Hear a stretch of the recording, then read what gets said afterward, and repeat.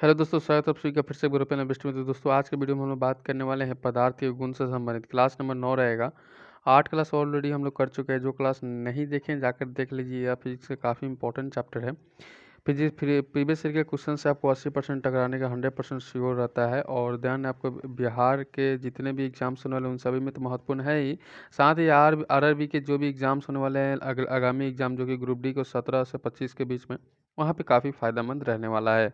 तो यहाँ पे यूसी साइंस का बुक सॉल्यूशन पूरा फुल सॉल्यूशन देने वाला हूँ, तो आइए क्लास को कवर करते हैं। वीडियो को लाइक और शेयर कर दीजिएगा, साथ ही इस चैनल पर नए हैं तो चैनल को सब्सक्राइब भी करते चलिएगा। आइए क्लास को कवर करते। आज का मेरा पहला प्रश्न है, आकार में बदलाव के कारण शरीर द्वारा प्राप्त ऊर्जा को क्या कहते हैं? तो आकार में बदलाव के कारण ध्यान रखिएगा, तो क्वेश्चन क्या आएगा, तो आपका प्रत्यास्थ स्थिति ऊर्जा कहते हैं।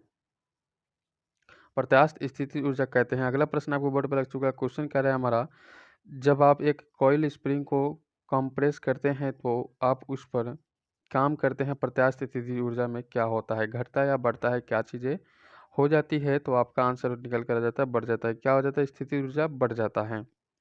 क्वेश्चन इसी प्रकार से पूछेगा, ऐसे प्रश्न में ही रखा जाता है, इसमें चेंजिंग नहीं किया जाता है। सीजीएस प्रणाली में विकृति की इकाई क्या है? सीजीएस प्रणाली में विकृति की इकाई क्या हो जाता है? तो कोई भी इकाई नहीं इसका होता है सीजीएस प्रणाली में। ठीक है, हाँ। नेक्स्ट क्वेश्चन रहेगा आप सभी के बोर्ड पे। क्वेश्चन ध्यान रखिए। क्वेश्चन कह रहे हैं हमारा, बिना भंजन के पदार्थ की विकृति होने की योग्यता क्या कहलाती है? तो यहाँ पे इस क्वेश्चन का आंसर क्या निकल कर आ जाएगा? सुघट्यपन हो जाएगा हमारा आंसर। ठीक है, अगला प्रश्न देखिएगा यहाँ पे, पूर्णतः प्रत्यास्थ वस्तुओं का प्रत्यास्थापन गुणांक कितना होता है? प्रत्यास्थापन गुणांक कितना होता है? तो आपका आंसर क्या निकल कर जाएगा? 1.0 हो जाएगा। ध्यान रखिएगा 1.0 रहेगा। कुछ इंपॉर्टेंट आपको क्या दिया जाएगा, तो न्यूमेरिकल दिए जाएंगे, जो भी मैं आपको साथ साथ देते चल रहा हूँ। केसिकत से क्वेश्चन 100% पूछता है, एक जैसे कि एक बॉल्टिंग पेपर स्याही कैसे सोखता है? ध्यान रखिएगा। तो क्वेश्चन का आंसर क्या हो जाता है? केसिका कैपिलियर के क्या हो जाएगा? क्रिया के कारण।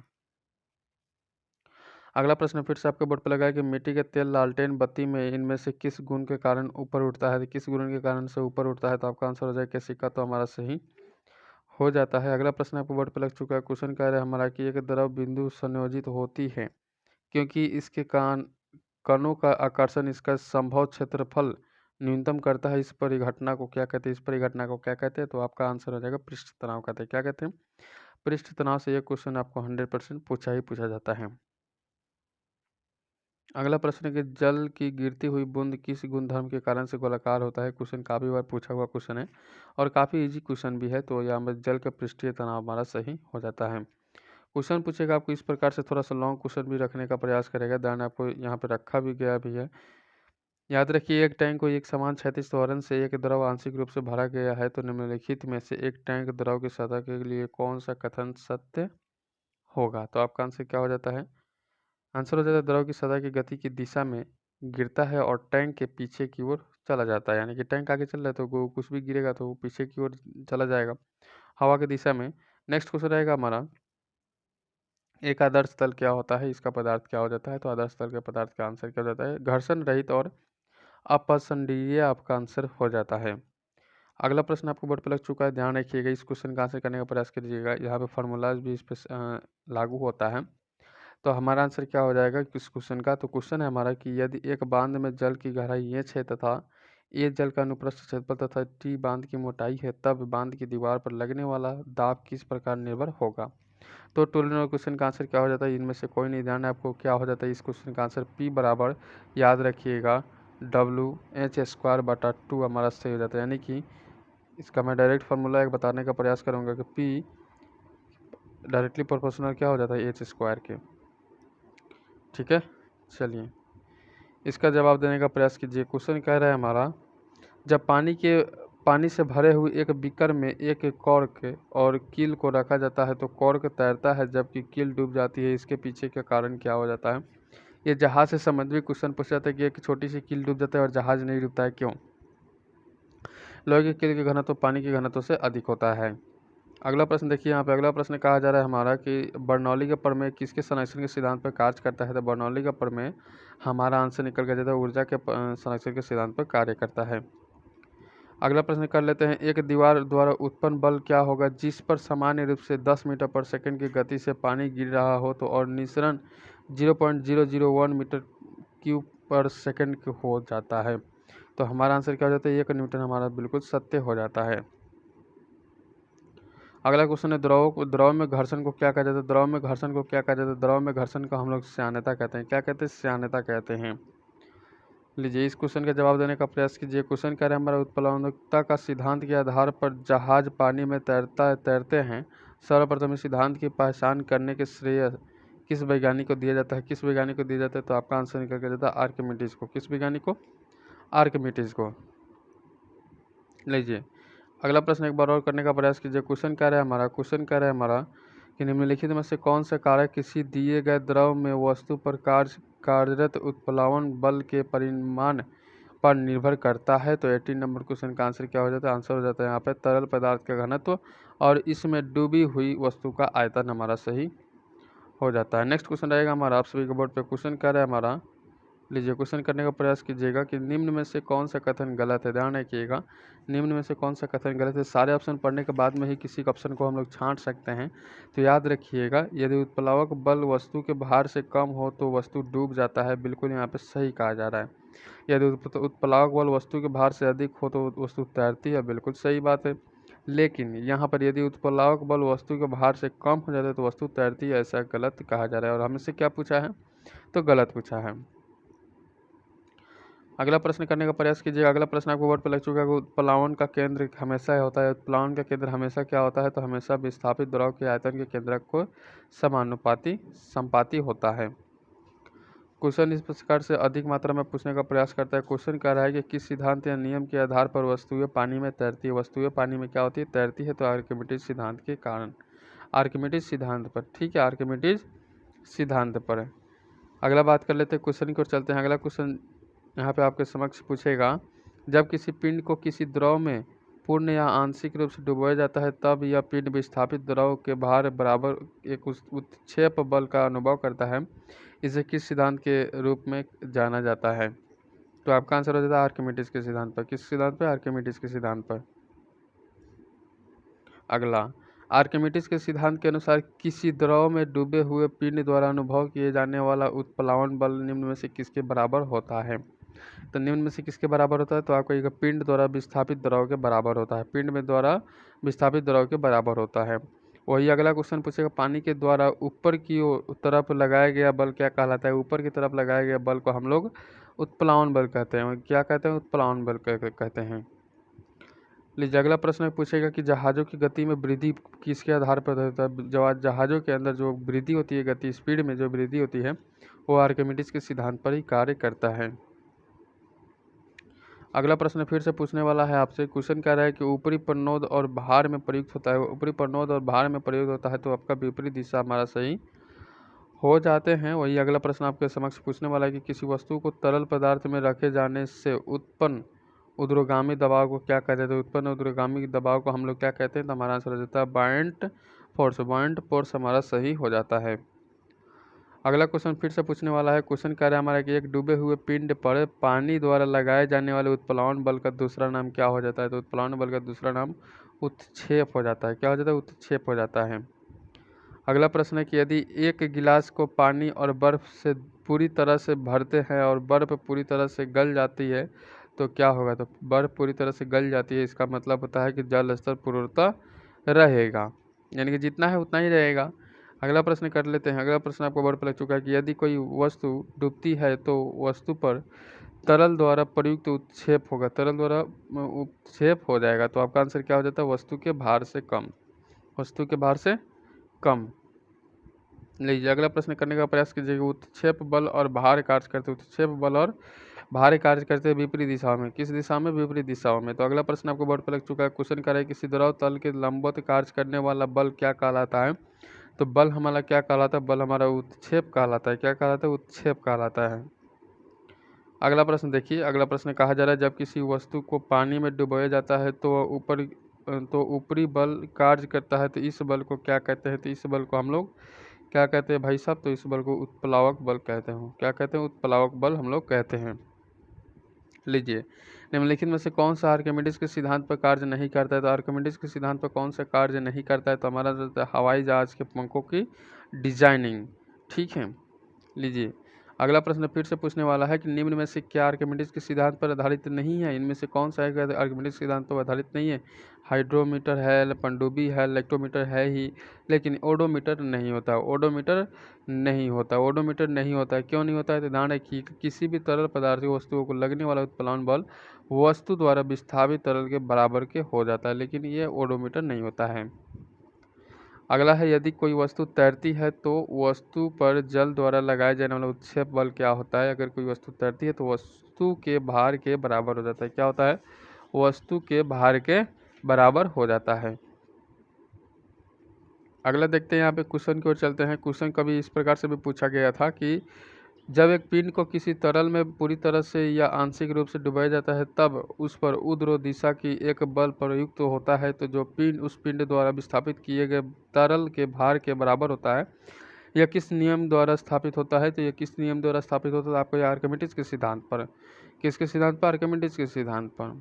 अगला है, उत्प्लावन बल का परिमाण तरल के पर निर्भर करता है। तो 38 नंबर क्वेश्चन का आंसर क्या हो जाएगा? आंसर हो जाएगा घनत्व। क्या हो जाता है? घनत्व हमारा सही हो जाता है। अगला प्रश्न आपको बोर्ड पर लग चुका है, उत्प्लावन बल का द्रव के घनत्व और आयतन पर निर्भर करता है। तो बिल्कुल सही, तो हमारा परिमाण सही हो जाते हैं। अगला प्रश्न देखिए, यहाँ पे प्रेशर से क्वेश्चन बनेगा, बनता भी है। दबाव को किससे मापा जाता है? दबाव को किससे मापा जाता है? तो बल एवं क्षेत्रफल से। बल एवं क्षेत्रफल से। यहाँ पे फॉर्मूला आपको याद रखना है, दाब बराबर बल बटा क्या हो जाता है? क्षेत्रफल हो जाता है। दाब का मात्रक पास्कल होता है, जब सभी को पता है, और न्यूटन पर मीटर स्क्वायर भी होता है।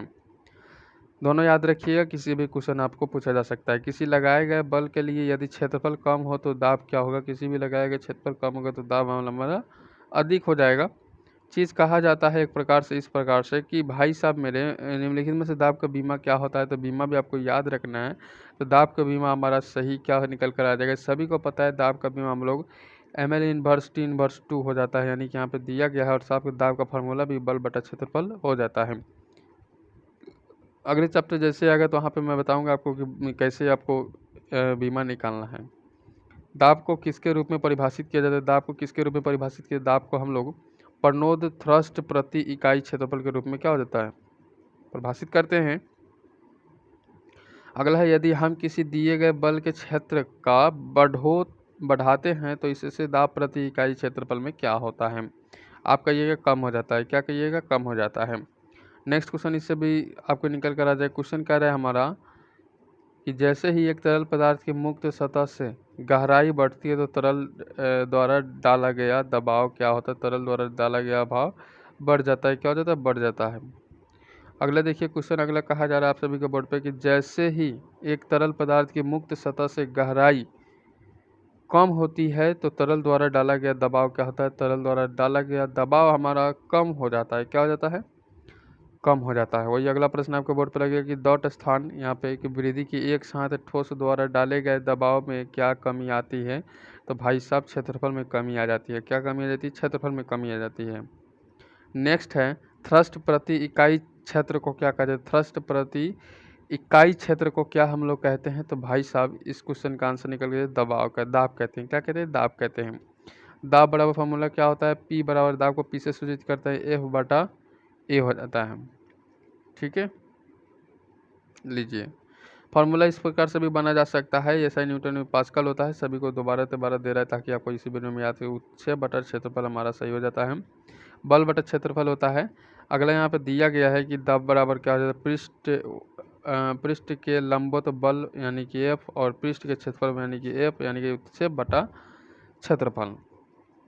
अगला प्रश्न देखिए, यहाँ पे अगला प्रश्न आपको दिया गया है कि ऊंचाई पर उड़ते हुए विमान के केबिन के अंदर का दबाव होता है तो दबाव हो जाता है, हमारा आंसर हो जाता है बाहर की तुलना में अधिक।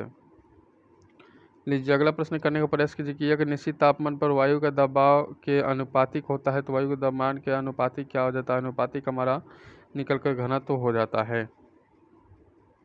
चलिए इस क्वेश्चन को देखिए कि दाब को किस प्रकार से परिभाषित किया जा सकता है। तो दाब को हम लोग परिभाषित करते हैं परनोद प्रति एकक की क्षेत्रफल से। परनोद प्रति एकक क्षेत्रफल से। और यहाँ पे ध्यान रखिएगा क्वेश्चन इस प्रकार से घनत्व से पूछेगी पानी का घनत्व क्या होता है? सभी का घनत्व दिया गया तो 1000 किलो घन मीटर हमारा सही हो जाता है। डेंसिटी जिसको कहते हैं। नेक्स्ट क्वेश्चन रहेगा मास प्रति यूनिट वॉल्यूम क्या होता है? मास प्रति यूनिट वॉल्यूम क्या होता है? तो मास प्रति वॉल्यूम क्या हो जाता है? तो घनत्व हमारा सही हो जाता है। नेक्स्ट प्रश्न फिर से पूछे, शुद्ध पानी का घनत्व लवण युक्त पानी के घनत्व किसका होता है? ध्यान रखिएगा, बहुत ही शानदार क्वेश्चन, कम से कम होता है। अगला प्रश्न फिर से पूछने वाला है, क्वेश्चन करें निम्नलिखित कारणों में से किसके कारण बादल आकाश में तैरते हैं? तो बादल आकाश में भैया तैराइए।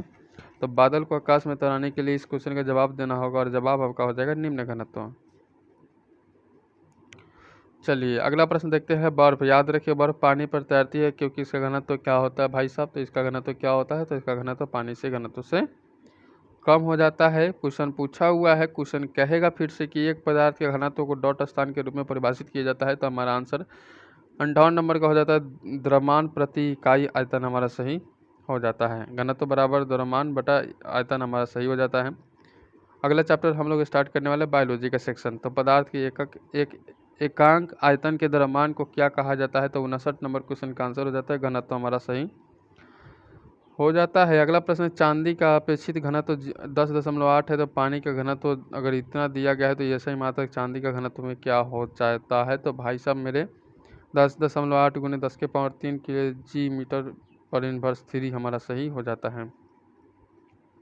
घनत्व निम्नलिखित में से किसका अनुपात है? तो घनत्व निम्नलिखित में से किसका अनुपात है? तो हमारा आंसर द्रव्यमान बटा आयतन हमारा सही हो जाता है। वही अगला प्रश्न है, निम्न में से किसका घनत्व जल के घनत्व से अधिक होता है? जल का घनत्व किसका अधिक होता है? तो हमारा आंसर लोह की कील हमारा सही हो जाता है। लोहे की कील हो जाएगा, लोह की कील नहीं होगा, थोड़ा सा गलती लिखा था, माई मिस्टेक था। अगला है, चांदी का घनत्व 10.8 और × 10⁻³ kg मीटर इनवर्स 3 और पानी का घनत्व इतना दिया गया तो चांदी का अपेक्षित घनत्व कितना हो जाएगा? तो आपका 10.8 हो जाएगा। चांदी का घनत्व बटा पानी का घनत्व निकालिएगा तो सारा आपका आंसर निकल कर आ जाएगा। अगला, सापेक्षी घनत्व के बराबर होता है। क्या होता है? सापेक्षी घनत्व के बराबर होता है। तो आपका आंसर हो जाता है पदार्थ के घनत्व और पानी का घनत्व। लीजिए अगला प्रश्न आपको बोर्ड पर लग चुका है, किसी पदार्थ का अपेक्षित घनत्व क्या होता है? किसी पदार्थ का अपेक्षित घनत्व हमारा पदार्थ का घनत्व और पानी का घनत्व बराबर हो जाता है। नेक्स्ट क्वेश्चन आपको बोर्ड पर लग चुका है कि कणों की अधिकतम गतिज ऊर्जा में क्या होती है? कणों की अधिकतम गतिज ऊर्जा में हमारा गैस होता है। क्या होता है भैया जी? गैस होता है। अगला, वह स्थिति जिसमें आणविक आकर्षण अत्यधिक दृढ़ होती है। आणविक आकर्षण क्या होता है? अत्यधिक दृढ़ होती है। तो आपका आंसर हो जाता है ठोस। लीजिए अगला प्रश्न आपको बोर्ड पर लग चुका है, क्वेश्चन का आंसर करने का प्रयास कीजिए। क्वेश्चन कर रहा है, गैस में आणविक गति के वितरण पर तापमान में वृद्धि के प्रभाव के संबंध में निम्नलिखित में से कौन सा कथन सत्य नहीं है? कौन सा कथन सत्य नहीं है? तो आपका आंसर हो जाएगा, सबसे संभावित गति के साथ गुण अणुओं का अंश बढ़ता है। लीजिए अगला प्रश्न करने का प्रयास कीजिए। क्वेश्चन कर रहा है, गैस अनुगति सिद्धांत काइनेटिक थ्योरी ऑफ गैसेस के अनुसार परम शून्य तापमान की प्राप्ति तभी होती है जब हमारा अणुओं की गतिज ऊर्जा शून्य हो। अणुओं की गतिज ऊर्जा शून्य हो। लीजिए अगला प्रश्न पर चर्चा कीजिएगा। एक बार फिर से क्वेश्चन आपको बोर्ड पर लग चुका है। नेक्स्ट है कि ठोस द्रव और गैस द्रव में विसरित होते हैं तो विसरण के संबंध में निम्न में से कौन सा विकल्प सत्य है? कौन सा विकल्प सत्य है? तो द्रव के विसरण के द्वारा दर ठोस की गैसों की तुलना में अधिक होती है? नहीं, अधिक नहीं होती, कम होती है। अधिक होती है, लेकिन यहाँ पे ठोस या गैस दोनों दिए गए हैं, ठोस या गैस। लेकिन गैसों के विसरण में, यहाँ पे द्रव के विसरण में दिया था, यहाँ पे गैसों के विसरण में दर द्रव या ठोस की तुलना में अधिक होती है। बिल्कुल सही यहाँ पे कहा जा रहा है। अगला प्रश्न आपको बोर्ड पर लग चुका है कि यदि वायु में जलवाष्प की मात्रा अधिक हो तो वाष्पीकरण क्या होगा? वाष्पीकरण क्या हो जाता है? तो भैया जी वाष्पीकरण यहाँ पे घट जाती है। क्या हो जाती है? घट जाती है। लीजिए अगला प्रश्न है कि वस्तु तो किसी गैस द्वारा पात्र की दीवार पर लगाया गया बल गैस के अणुओं में क्या होता है? तो गैस के अणुओं में हमारा आंसर हो जाता है कि दीवार के टकराने पर उनके क्या हो जाता है? संवेग परिवर्तन हो जाता है। अगला है, ठोस के पिघलने के दौरान इसका तापमान कितना है? तो तापमान हमारा आंसर हो जाता है परिवर्तित नहीं होता है। क्या हो जाता है? तापमान में परिवर्तन नहीं। जब ठोस पिघलते हैं तो तापमान पर कोई परिवर्तन नहीं होता है। तो इस चैप्टर में पदार्थ के कण में इतने ही क्वेश्चंस थे। ये सारे क्वेश्चंस हम लोगों ने कवर किए। अगले चैप्टर में हम लोग हीट के बारे में जानेंगे, ऊष्मा के बारे में जानेंगे। तो चैनल पर बने रहेंगे, साथ ही चैनल को सब्सक्राइब बेल आइकन को प्रेस कर लीजिए। सबसे रिक्वेस्ट रहेगा वीडियो को लाइक नहीं लाइक कर दीजिए और शेयर नहीं की तो शेयर कर दीजिए अपने फेसबुक, व्हाट्सएप, टेलीग्राम किसी प्लेटफॉर्म पर जुड़े अपने दोस्तों के साथ में। मिलते हैं नेक्स्ट वीडियो में, तब तक